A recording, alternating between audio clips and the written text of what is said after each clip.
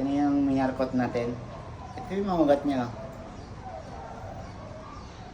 Magkano may bibenta ka? 500? Ano naman?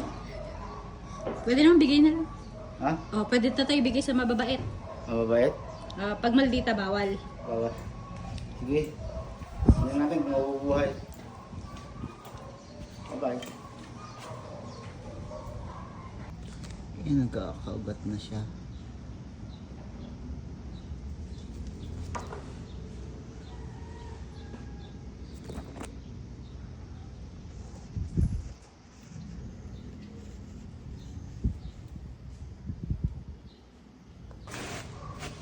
Ito, i-stay muna natin ng ano.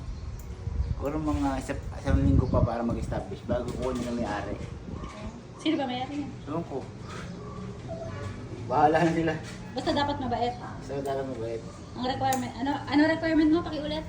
Dapat mabait. Mabait. Pag hindi mabait, bahala siya. Hindi mapupunta sa kanya to. Yan o. Puro gat yan o. Oh. Plastic lang ni yelo yan.